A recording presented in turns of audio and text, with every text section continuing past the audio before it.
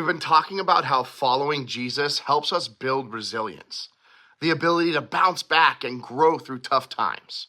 And today we're going to talk about something that might surprise you as a way to build up that resilience. Today we're going to talk about rest. How many of you love a good nap? Right? Naps are great. I like a nap. Mine, if it's under 4 hours, I can't take a nap. I wake up grumpier than when I started. Naps can be great, but the kind of rest we're talking about today goes deeper than taking a nap or going to sleep.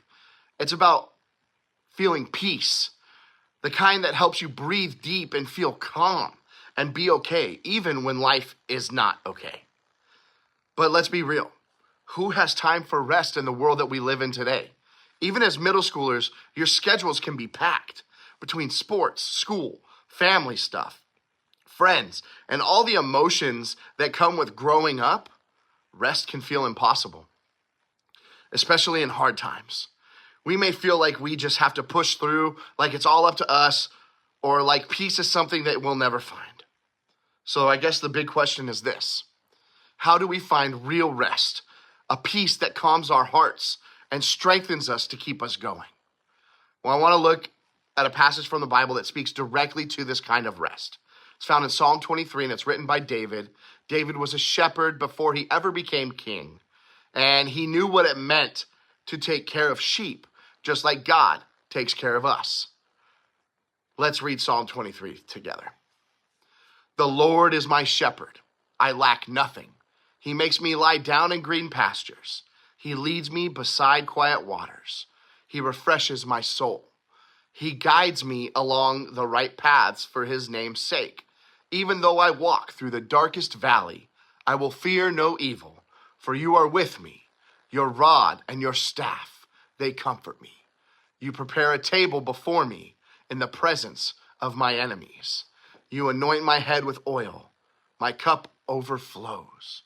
Surely your goodness and love will follow me all the days of my life, and I will dwell in the house of the Lord forever.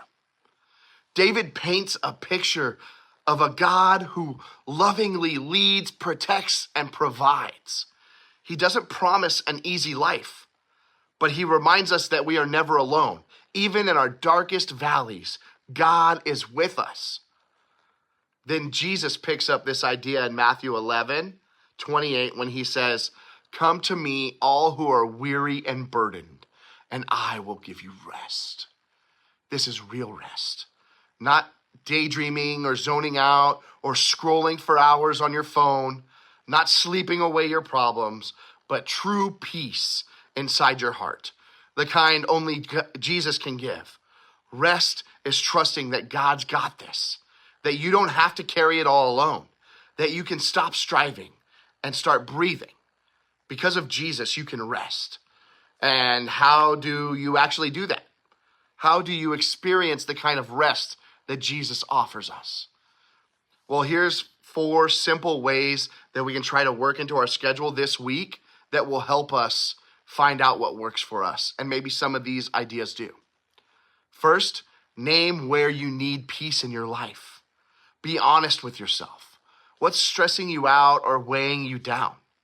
2, give it to Jesus. You don't have to fix it all. Bring it to him in prayer. Another thing we can do is we can take breaks, go for walks, sit quietly in our own space, do something that helps you slow down and feel God's presence.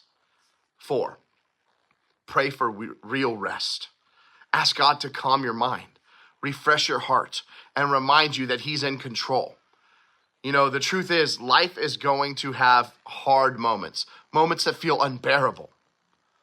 But rest isn't a reward you have to earn. It's a gift that Jesus offers you freely. When we choose to trust him, to slow down and to breathe, we're building the resilience we need to face anything. So this week, remember, because of Jesus, you can rest. And I have a quick question. What's one way that you'll choose rest this week? Later, everybody.